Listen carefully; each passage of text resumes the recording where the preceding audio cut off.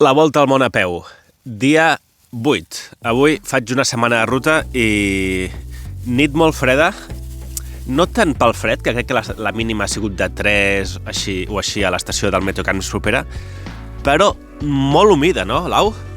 Molt humida, molt. Els sacs de plomes, quan es mullen, doncs perden la capacitat d'aïllar.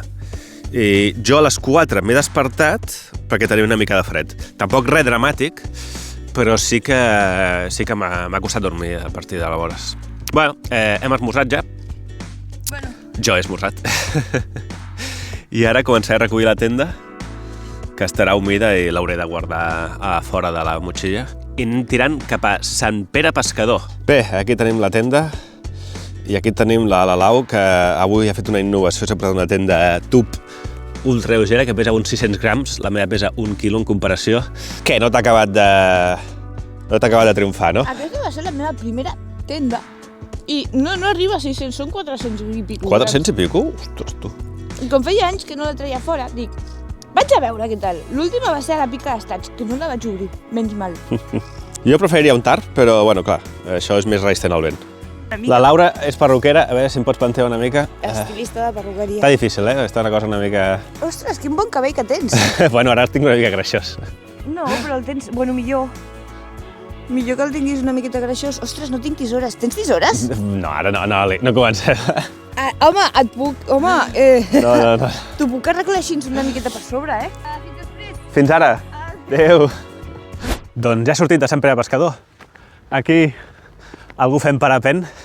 Doncs m'he convidat de la Laura una altra vegada i de l'Òscar i la Joy, que m'han vingut a visitar, molt majos.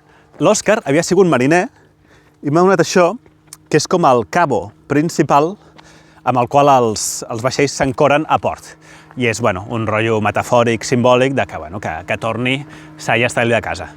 Molt amables, molt simpàtics, un plaer haver-vos conegut. Estic veient que no és parapent, és vol a motor, perquè s'escolta des d'aquí. Molt bé, avui l'objectiu quin és? Arribar a Llançà, sense entrar a Llançà, però més o menys a les afores, per allà acamparé.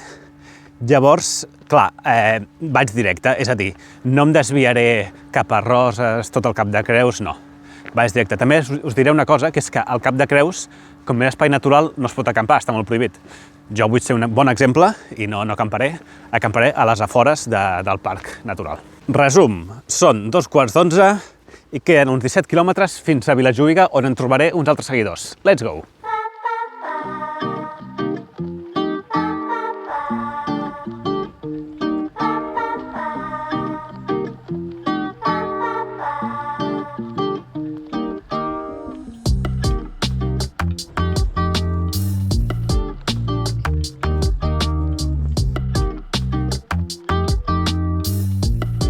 Es nota que han pujat les temperatures perquè ara mateix tinc calor, aniria amb màniga curta.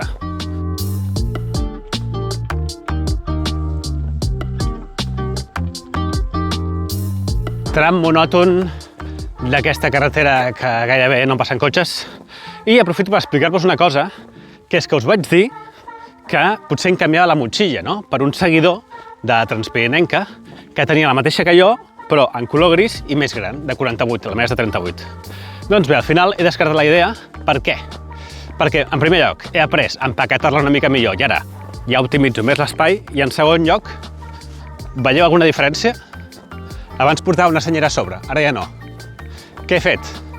He posat el bolet de la motxilla.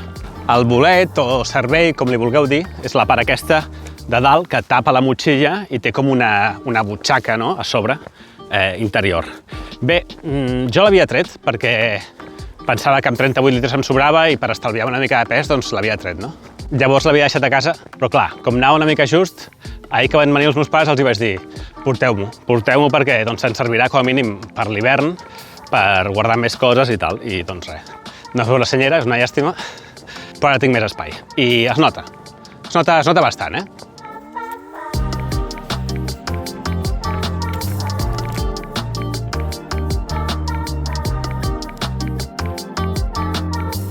Bar La Pujada, aquí al darrere meu, lloc mític per mi, A la meva transpirinenca, aquesta va ser la meva penúltima etapa, vaig passar per aquí, això és Vilajuïga, i vaig entrar a aquest lloc, que és un kebab. Vaig demanar un kebab i la salsa no sortia del típic pot de salsa, i vaig apretar molt i va explotar i em va emplenar tota la panxa i tots els pantalons de salsa kebab. I vaig estar com un dia sencer fent olor a salsa kebab. Està al YouTube, ho teniu, si aneu als vídeos de la transpirinenca, moment mític. Molt bé, doncs ara m'acabo d'acomiadar del Francisco i l'Ester, uns cracs una altra vegada. Moltíssimes gràcies per dinar. Mira, no hem pogut fer un dinar més català. Demà deixo la Catalunya Sud, podríem dir, i avui he fet un dinar molt català. De primer, faves, a la catalana. De segon, botifarra. I de tercer, de postres, crema catalana. Increïble. Molt bé, doncs no són encara les 4 de la tarda i toca anar buscant ja la zona de dormir. I ja sé on és, i bueno, anem bé de temps. Avui dormirem al Mont Perdut.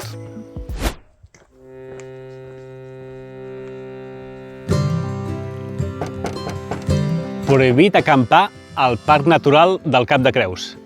En soc perfectament conscient. I com vaig estar planificant la volta al món a peu, aquesta era l'etapa de Catalunya que tenia clar on havia d'acabar. Vull ser un bon exemple, com us he dit diverses vegades, i acamparé una mica més enllà del límit del Parc Natural del Cap de Creus perquè ningú em pugui dir res.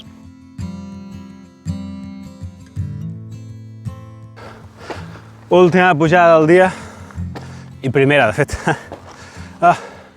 Bueno, la zona d'acampada és com una espècie d'ermita que he vist jo que està una mica reservada del vent, perquè clar, quan vaig planificar això no sabia quin temps faria. I em va semblar que seria bona idea que estigués una mica arrasat del vent. Després quan arribem ja ho veurem, perquè sempre hi ha sorpreses. A punt d'arribar a la zona d'acampada, però mireu aquest moment màgic. Per una banda la posta de sol, taronja, i de l'altra banda girem i veiem a Llançà i aquest cel rosa del Mediterrani. No sé si s'aprecia la foto, el vídeo, però en fi. 17:14, doncs ja he arribat aquí.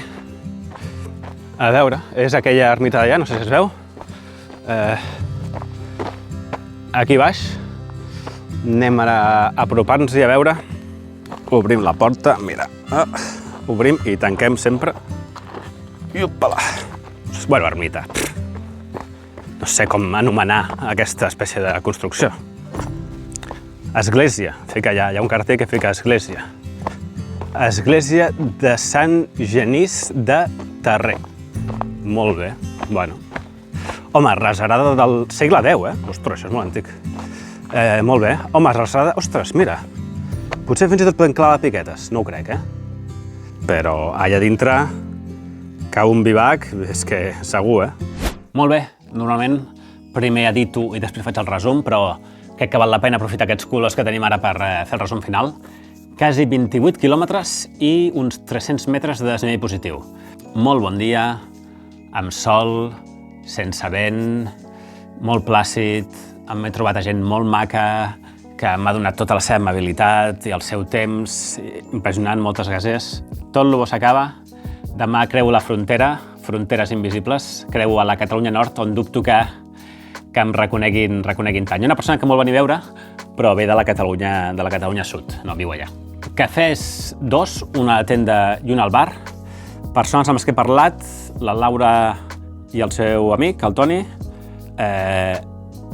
l'Òscar i la Joy, i el Francisco i l'Ester. 6 persones. Diners que m'he gastat avui, res, no m'han deixat. A partir de demà jo crec que ja començarem. Igualment, tinc la bossa plena de menjar, que està pesant una barbaritat. Tinc un munt de dolços. Jo no sé què farem tant de dolç. Bueno, menjar-lo. Què vols que faci? Hi ha un eco aquí dintre, jo crec que això protegeix de tot i més. Ara m'he fixat que al cartell de l'església hi havia balassos, no? Vull dir, aquests forats són de bales. I no crec que siguin balins. Això són, bueno, algú ha vingut aquí a fer proves, no? En fi, aquí segur que no em molesta els senglars. Veig potser alguna caca de... No, són panses. No, són panses. Anava a dir caques de cabra, no, són panses. O panses o d'algun arbre. Res més. Senyors, demà dia important.